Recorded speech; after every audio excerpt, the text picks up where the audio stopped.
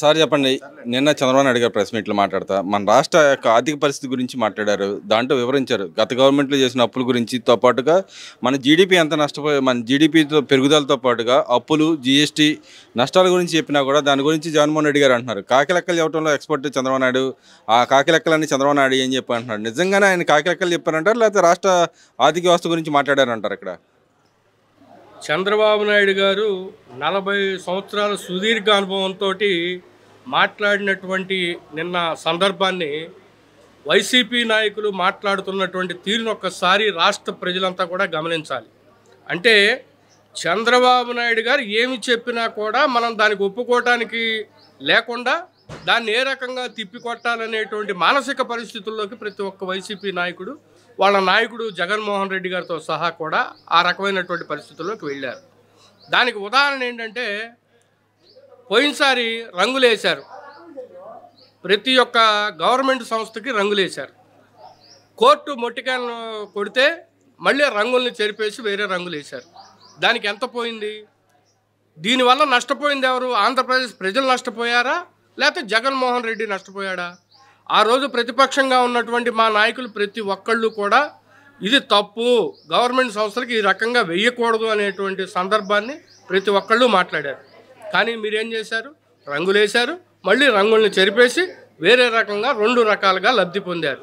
అంటే ఇది రాష్ట్రం అభివృద్ధి పదంలోకి వెళ్ళేటువంటి అంశమా, లేకపోతే తిరోగమనంలోకి వెళ్ళేటువంటి పరిస్థితి? ఒక్కసారి ఇది ఒక ఉదాహరణ మాత్రమే. ఇట్లాంటి ఉదాహరణలు పొలాలని ఆయన సొమ్మేదో మన ఇంట్లో ఒక సభ్యుడిగా మనకిచ్చినట్టుగా ఆయన ఫోటో వేసి, లేకపోతే రాయి మీద ఒక ఫోటో వేసి ఆయన మనకి ఇవ్వటానికి చూశాడు. దాన్ని ప్రజలు హర్షించారా? తిప్పికొట్టారు. అంటే ఇది కూడా తిరోగమనంలో పయనించేటువంటి అంశమా, లేకపోతే అభివృద్ధిలోకి వెళ్ళేటువంటి అంశమో ఒక్కసారి రాష్ట్ర ప్రజలు కూడా గమనించాలి. కాబట్టి రాష్ట్రంలో ఇట్లా చెప్పుకుంటా వెళ్తే బోల్డ్ అన్ని ఉదాహరణలు ఉన్నాయి. కానీ ఇప్పుడు చంద్రబాబు నాయుడు గారు ముందున్నటువంటి తక్షణ కర్తవ్యం ఏంటంటే, ఈ రాష్ట్రాన్ని పురోగమనంలోకి తీసుకెళ్ళడానికి ఏ రకమైనటువంటి వనరులు మనం ఎక్కడి నుంచి తేగలం, దీన్ని ప్రజలకి ఏ రకంగా మనం అవగాహన అయ్యే విధంగా మన మంత్రులు కానీ కార్యకర్తలు కానీ ప్రజలకి తెలిసే విధంగా చెప్పటం చాలా గురుతరమైనటువంటి బాధ్యత ఉంది. ఈ బాధ్యతని నెరవేర్చడం అనేది అంత తేలికైనటువంటి విషయం కాదు. కాబట్టి మన నాయకులంతా కూడా దీన్ని ప్రజల్లోకి తీసుకెళ్లాల్సిన అవసరం మాత్రం ఎంతైనా ఉంది. అంటే ఇక్కడ గతంలో అయితే 3-4% ఉన్న జీడిపి రేషియో ఇప్పుడు 18% పెంచితే ఇదంతా అబద్ధం. అసలు చంద్రబాబు నాయుడు టైంలో ఏం పెరగలేదు, మా టైంలో పెరిగింది, మేము చేసిన అభివృద్ధి మూలనే పెరుగుతుంది, ఆ జీడిపి రేటు కూడా పెరిగిందని చెప్పి అన్నాడు. కావాలంటే చర్చకు సిద్ధం, మా ఆర్థిక మినిస్టర్తో బొగ్గనతో చర్చకు సిద్ధం అని చెప్పి సవాలు విస్తున్నారు. దానికి మీరేం చెప్తారు? అసలు ఇవన్నీ బొగ్గనతో కానీ నీతో కానీ ఇంకోటి వద్దండి. ప్రజలందరికీ ఆమోదయోగ్యమైనటువంటిది అసెంబ్లీకి వచ్చి నువ్వు చర్చలో పాల్గొని ఈ చర్చ ద్వారా రాష్ట్ర ప్రజలకి నిజంగా మేమే తప్పు చేస్తే వివరించండి.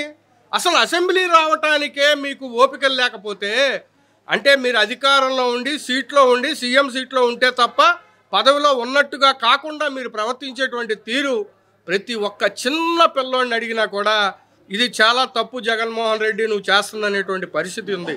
కాబట్టి బొగ్గనతోటో ఇంకోళ్ళతోటో చర్చలు చేయాల్సిన అవసరమే లేదు. నువ్వు అత్యుత్తమమైనటువంటి అసెంబ్లీకి వచ్చి నీ యొక్క వాగ్దాటిని చెప్పు ప్రజలకి. మా నాయకులు కానీ, మా రాష్ట్ర ముఖ్యమంత్రి కానీ, లేకపోతే ఉప ముఖ్యమంత్రి కానీ, మా యువ నాయకుడు లోకేష్ కానీ మీకు సమాధానాలు చెప్తారు. ప్రజలు ఆలోచిస్తారు, తప్పు మేం చేసామా, మీరు చేశారా, జీడిపి మీరున్నప్పుడు పడిపోయిందా, మేమున్నప్పుడు పడిపోయిందా అని చెప్తారు. ఈ రాష్ట్రాన్ని అధోగతి పాలు చేసి ఈ రాష్ట్రంలో ఏ రోడ్ల మీద కూడా జనాలను తిరగకుండా గోతులు పెట్టినటువంటి సంస్కృతి ఉన్నటువంటి నువ్వు ఈ రకమైనటువంటి పరిస్థితుల్లో మాట్లాడటం అనేది చాలా దురదృష్టకరం. కాబట్టి దాని గురించి ఏమన్నా ఉంటే అసెంబ్లీకి వచ్చి చర్చించడానికి మా నాయకులు రెడీగా ఉన్నారు. అంటే ఆయన సొంత నియోజకవర్గ అభివృద్ధికి సంబంధించిన అంశాల మీద జిల్లా పరిషత్ మీటింగ్లు కూడా వెళ్ళలేని పరిస్థితులు ఆయన ఉన్నాడు. దాన్ని ఎలా చూడొచ్చు అంటారు? అసలు ఎందుకని ప్రజల పక్షాన్ని నేను పోరాడుతూ అంటాడు, కానీ ప్రజలకు సమస్యల మీద ఎందుకు వెళ్ళి మాట్లాడు అంటారు? అసలు ఏమండి, నా కంచుకోట పులివెందుల అన్నాడు. పులివెందుల గోడల్ని పగలగొట్టారా మా చంద్రబాబు నాయుడు గారు, మా కార్యకర్తలు? నీకు బుద్ధి చెప్పారు జడ్పీటీసీలో. అట్లాగే నువ్వు అక్కడ రైతులను పిలిపించుకున్నావు, నీ పులివెందుల కాన్స్టిట్యున్సీలో రైతులను పిలిపించుకున్నావు. ఏ రకంగా ఎదురు తిరిగారు, నువ్వు అడిగిన ప్రతిదానికి ఏ రకంగా సమాధానం చెప్పారు. మా మంత్రి ఉన్నారు, కాదండి హాస్టల్లో ఈ రకంగా ఎంతమంది చనిపోయారని నువ్వు ఒక తప్పుడు ఒక స్క్రిప్ట్ ఇస్తే తీసుకొచ్చి చదివావు. దానికి మా మంత్రి గారు ఏం చెప్పారు, ఇదిగో ఇది కాదు ఇది అని చెప్తే నోరు మూసుకొని ఇక్కడ తాడేపల్లి ప్యాలెస్ నుంచి బెంగళూరు వెళ్ళిపోయావు. వెళ్తా మీ నాయకులను తిట్టి వెళ్ళావు. ఏమని, స్క్రిప్ట్ ఇచ్చేటప్పుడు జాగ్రత్తగా ఇవ్వటం తెలియదా అని. స్క్రిప్ట్ లేకుండా చదవటం చెయ్యటం నీకు చేత కాదయా. మా నాయకులు స్క్రిప్ట్తో సంబంధం లేకుండా pin to pin, point to point ఈ రాష్ట్రంలో ప్రజలకి ఏది అవసరం అది చేయటానికి ఏ మంత్రివర్గమైనా, గతంలో చూసాం కొడాలని మంత్రివర్గ ఆయన వ్యవసాయ మంత్రికి సంబంధించింది ఏమన్నా ఉంటే పేర్ని నాని వచ్చి మాట్లాడేవాడు. లేకపోతే ఇంకో మంత్రి గురించి వస్తే సకల శాఖ మంత్రి సజ్జల రామకృష్ణారెడ్డి వచ్చేవాడు. ఈరోజు మా మంత్రులు ఏ పాయింట్ అడిగినా కూడా వాళ్ళ శాఖ మీద పూర్తిగా పట్టుతోటి, అవగాహనతోటి, నిక్కచ్చిగా, నిబద్ధతతో, నిజాయితీగా ముందుకొచ్చి ప్రతి విషయాన్ని మాట్లాడుతూ ఉన్నటువంటి పరిస్థితి ఈరోజు ఈ రాష్ట్రంలో ప్రజలందరూ గమనిస్తూ ఉన్నారు. కాబట్టి నువ్వేదో జడ్పీ సమావేశాలకు వెళ్లకుండా, జడ్పీ సమావేశాలకు ఎందుకు ఎగ్గొడతా ఉన్నావు, అసెంబ్లీకి ఎగ్గొడతా ఉన్నావు. నువ్వు ఎగ్గొడతా ఉన్నావు కాబట్టి జడ్పీ సమావేశాలకు మీ ఎమ్మెల్యేలు డొమ్మా కొడతా ఉన్నారు. జడ్పీ సమావేశాలకు వెళ్తే అక్కడ ప్రజల యొక్క ఆకాంక్షలను మీ నాయకులు మాట్లాడితే దాన్ని ఇంప్లిమెంట్ చేస్తే ప్రజలకి లబ్ధి పొందుతారనేటువంటి సంస్కారం కూడా లేనటువంటి పరిస్థితుల్లో మీరు హీనస్థితిలోకి వెళ్ళిపోతా ప్రతిదీ కూడా చంద్రబాబు నాయుడు గారి మీద తోయిసేయడానికి ప్రయత్నం చేస్తే ఈ రాష్ట్ర ప్రజలు ఏది కూడా వినటానికి లేరు. పూర్తి సంపూర్ణ విశ్వాసంతో కూటమి మీద ఉన్నారు. కాబట్టి ఈ కూటమి ప్రభుత్వం కూడా ప్రజల పక్షాన్ని నిలబడటానికి, మంచి చేయడానికి ఉంది. కాబట్టి దీని మీద రెండో ఆలోచనే లేదనేటువంటి విషయాన్ని తెలియజేస్తాను. అంటే ఇక్కడ అయితే లోకేష్ గారు కానీ చంద్రబాబు నాయుడు కానీ విదేశాలకు కానీ అక్కడ కానీ వెళ్తే వృధా డబ్బులు ఖర్చు చేస్తున్నారు, అక్కడి నుంచి తెచ్చేది ఏం లేదు, మేము తెచ్చింది అభివృద్ధి, మా టైంలోనే అభివృద్ధి జరుగుతుందని చెప్తున్నారు. కానీ నేను లోకేష్ గారు ఏదైతే వెళ్తా ఉన్నారో అమెరికా కానీ అటు పక్కన కెనడా కానీ వెళ్తున్నారు, అక్కడ లోకల్ నాయకులతో, ఇన్వెస్టర్లతో మాట్లాడుతూ ఉన్నారు. దాన్ని ఎలా చూస్తారు? ఆయన నిజంగా ఎంజాయ్ చేయడానికి వెళ్ళి అక్కడ తిరుగుతూ ఉన్నాడా, లేకపోతే రాష్ట్రానికి అభివృద్ధి కోసం ప్లస్ ఇండస్ట్రీలు తిట్టడానికి వెళ్ళాడంటారా? మా నాయకులేమి నీలాగా ఇంటి చుట్టూ ఐరన్ పేల్చుకోవటం, లేకపోతే 100 మంది 200 మంది బౌన్సర్లు పెట్టుకోవటం చేయట్లా. ఈ రాష్ట్రానికి అవసరమైనటువంటి పరిశ్రమలు కానివ్వండి, లేకపోతే పెట్టుబడిదారులు కానీ తీసుకురావటం కోసం, ప్రజల పక్షాన్ని నిలబడటం కోసం పత్రికాముఖంగా చెప్పి, ఇగో మేము పలానా కంట్రీలో పలానా కంపెనీలతోటి మేము ఈ రకంగా మాట్లాడటానికి వెళ్తామని చెప్పి ఇక్కడ నుంచి వెళ్ళిన తర్వాత అక్కడ మాట్లాడిన తర్వాత ఆ కంపెనీ ప్రతినిధులతో కూడా మాట్లాడిస్తున్నటువంటి సందర్భం. కాబట్టి ఇదంతా చదువుకున్న వాళ్ళంతా గమనించట్లేదంటారా? ఇక్కడ పెట్టుబడులు రావట్లేదంటారా? నీలాగా పప్పులకి లేకపోతే సమోసాలకి గవర్నమెంట్ సొమ్ముని వెయిట్ చేసేటువంటి వ్యక్తిత్వం ఉన్నటువంటి వ్యక్తులు కాదు.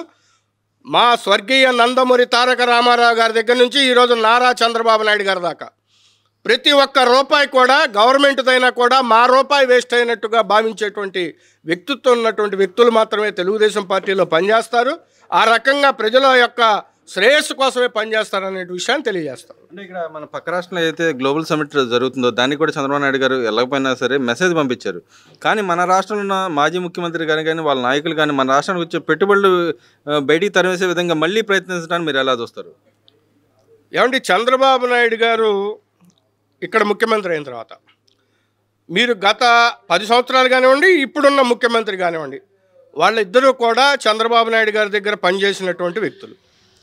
ఏ రోజైనా హైదరాబాద్ అభివృద్ధిలో కానివ్వండి, తెలంగాణ యొక్క అభివృద్ధి కానీ ఒక ముఖ చిత్రంలో ముందుండటానికి కానీ ఎప్పుడన్నా వ్యతిరేకించారా చంద్రబాబు నాయుడు గారు? మనం పోటీ పడాలి అనేటువంటి ఉద్దేశంతో వాళ్ళ రాష్ట్రం కంటే మనం ముందుండాలని, మెరుగ్గా ఉండాలనే ఉద్దేశంతో ఉండటంలో తప్పులేదు కదా. ఆ రకంగా ప్రయత్నం చేశారు తప్పితే వాళ్ళ గ్లోబల్ సమ్మిట్ జరుగుతుంది, దాన్ని మనమేదో చెడగొడదాం, దాన్ని ఇంకోటి చేద్దాం అనే ఉద్దేశం కానీ ఇంకోటి కానీ చంద్రబాబు నాయుడు గారి దగ్గర ఎక్కడా లేదు కదా. కానీ మీ ఉద్దేశం ఏంటి? అక్కడేమన్నా తప్పుడు సంకేతం ఇస్తారా చంద్రబాబు నాయుడు గారు? లోకేష్ గారు ఏమన్నా తప్పుడుగా మాట్లాడతారా?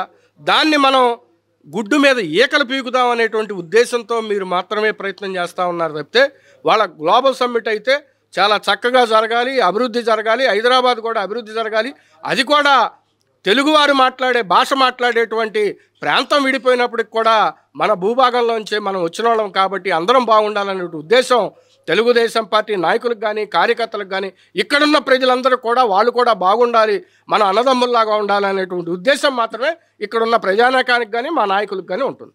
అంటే ఇక్కడ మనం ఈయన చంద్రబాబు నాయుడు గారు వచ్చిన తర్వాత సంక్షేమ పథకాలు ఏమివ్వట్లేదు వాళ్ళ మీద 420 కేసు పెట్టాలని చెప్పి అంటున్నారు. నిజంగానే 420 కేసు పెట్టే పరిస్థితిలో గవర్నమెంట్ పనిచేస్తుంది అంటారా? అసలు నీ పార్టీలో మిగిలిందే 420 వాళ్ళు చెప్తే ఇంకోళ్ళు ఉన్నారా? నీ పార్టీలో ఉన్న 420 వాళ్ళని చూసుకొని మా పార్టీ వాళ్ళని మా మీద 420 కేసులు పెట్టాలంటామంటే మేమైనా జేబులు కొట్టేవాళ్ళం ఉన్నాం ఆ పార్టీలో? లేకపోతే సొంత పెదనాన్ని చంపేసేటువంటి నీచ సంస్కృతి ఉన్న వాళ్ళు ఉన్నారా ఈ పార్టీలో? సొంత చెల్లి రోడ్లు ఎమ్మడబడి ఈ రోజుకి కూడా నాకు న్యాయం చేయండి మహాప్రభు అని తిరుగుతూ ఉంటే సొంత చెల్లిని లేకుండా ఇక్కడ ఉండి నువ్వు 420 అంటున్నావు. అసలు ఉన్నదే నువ్వు 420 వాళ్ళందరికీ నువ్వు నాయకుడివి. నువ్వు 420 గురించి మా నాయకుల గురించి మాట్లాడతావా? మా నాయకులు నువ్వు తీసుకెళ్ళావు, అక్రమంగా కేసు పెట్టావు. ఏ రకమైన ఉద్యమం ఈ ఆంధ్ర రాష్ట్ర ప్రజలు చూశారు? చరిత్రలో లేని విధంగా ఉద్యమాలు జరిగాయి. అది మా నాయకుడికి ఉన్నటువంటి క్రెడిబిలిటీ. నిన్ను లోపలేస్తే చక్కగా వెళ్ళిపోయి పొలాల్లో కూర్చొని వాడు ఈ 4 నెలలు అయినా జైల్లో ఉన్నాడు రా బాబు, మనం హాయిగా ఉందాం అనేటువంటి పరిస్థితి మీ నాయకుల్లో ఉంది. మీ నాయకుడికి మా నాయకుడికి వ్యత్యాసాలు పోల్చుకుంటే ఒక ఆవగింజంత కూడా పనికిరావు. మా నాయకుడి కింద క్వాలిటీస్ ఉన్న వాటిలో 73 సంవత్సరాల వయసులో కూడా నీకంటే హుషారుగా నిత్యం ప్రజల్లో ఉంటూ ఈ రాష్ట్రానికి ఏం చేయాలి, ఇక్కడ ఉన్నటువంటి తెలుగుదేశం పార్టీ కార్యకర్తతో పాటు ప్రతిపక్షంలో ఉన్న వాళ్ళకు కూడా ఏం చేయాలన్నటువంటి ఆలోచన చేసేటువంటి వ్యక్తిత్వం ఉన్నటువంటి వ్యక్తి నారా చంద్రబాబు నాయుడు గారు, నారా లోకేష్ బాబు గారు, పవన్ కళ్యాణ్ గారు. కానీ నువ్వేం ఆలోచిస్తావు? పొద్దున్న లేస్తే చంద్రబాబు గారు ఏ కప్పులో టీ తాగుతున్నాడు, ఆ కప్పు గురించి ఏమన్నా మనం దీన్ని డిబేట్ పెట్టిద్దామా, ఇంకోటి పెడదామా, ఈ రకమైనటువంటి ఆలోచనలతో ఉన్నటువంటి వాడివి నువ్వు. నీకును మా నాయకుడికి సంబంధం ఏంటి? మా నాయకుడు సెంట్రల్ ఫిగర్. ఉన్న అన్ని రాష్ట్రాల్లో కూడా ప్రతి ఒక్కళ్ళు కూడా చంద్రబాబు నాయుడు గారు లాంటి లీడరు మా పార్టీకి ఉంటే బాగుంటుంది అనేటువంటి వ్యక్తిత్వం ఉన్నటువంటి వ్యక్తి నారా చంద్రబాబు నాయుడు గారు. కాబట్టి దయచేసి మా నాయకుడి గురించి మాట్లాడేటప్పుడు చాలా ఒళ్ళు దగ్గర పెట్టుకొని మాట్లాడవలసిందిగా వైసీపీ కార్యకర్తలని నాయకుల్ని కోరుతా ఉన్నాం. అంటే ఇక్కడ రామ్మోహన్ నాయుడు గారి విషయంలో చూసుకుంటే ఆయన ఏదైతే పౌర విమానయాన శాఖకు సంబంధించిన అంశంలో మాట్లాడుతున్నాడు, మన రాష్ట్ర పరువు తీసేస్తున్నాడు రామ్మోహన్ నాయుడు, వెళ్ళి పడుకున్నాడు, పక్క రీల్స్ చేసుకుంటూ కూర్చున్నాడు అని చెప్పి మాట్లాడుతున్నారు. దానికి ఏం చెప్తారు? ఏమండి, దురదృష్టకరమైన సంఘటన. నిజంగా ప్రజలకి అసౌకర్యమైనటువంటి ఒక సమస్య జరిగినప్పుడు నిజంగా మా నాయకుడు రామ్మోహన్ నాయుడు గారు కనుక దాంట్లో ఏమైనా తప్పు చేసుంటే అసలు ఆ పదవి వదిలేయటం అనేది తృణప్రాయం మా రామ్మోహన్ నాయుడు గారికి. ఎందుకంటే అటువంటి చరిత్ర కలిగినటువంటి పార్టీ తెలుగుదేశం పార్టీ. మంత్రుల మీద కూడా ఎన్నో ఇదొస్తే అవి నిరూపణ అవ్వకుండా రాజీనామాలు చేసినటువంటి సంస్కృతి మా పార్టీ నాయకులకు ఉంది. కాబట్టి ఇక్కడ జరిగిందేంటి? ఒక సంస్థ యొక్క ప్రతినిధుల మధ్య జరిగినటువంటి ఆధిపత్య పోరులో రామ్మోహన్ నాయుడు గారు ఒక కీలుబొమ్మ అయ్యారు. దాన్ని అయినా సరే అవమానాన్ని దిగమింగుకొని దీంట్లోంచి మనం బయటికి రావాలనేటువంటి ఉద్దేశంతో వాళ్ళందరినీ పిలిపించి ఆ రోజు మోడీ గారు అమిత్ షా గారు పిలిపిస్తే వారికి సరైన వివరణ ఇచ్చి సార్ ఈ రకంగా జరిగిందని చెప్పి చేసినటువంటి వ్యక్తి రామ్మోహన్ నాయుడు గారు. రామ్మోహన్ నాయుడు గారి ఫ్యామిలీని చూసుకున్నా, వాళ్ళ నాన్నగారిని చూసుకున్నా, లేకపోతే ఎవరిని తీసుకున్నా కూడా నిత్యం ప్రజల్లో ఉండేటువంటి వ్యక్తులు. కాబట్టి మనం మాట్లాడేటప్పుడు ఒక నాయకుడి గురించి మాట్లాడేటప్పుడు బురద చల్లటానికే మనం ప్రయత్నం చేస్తే ఆ బురద మన మీదే వచ్చి పడుద్ది అనేటువంటి విషయాన్ని కూడా మీరు గమనించాలని తెలియజేస్తాం.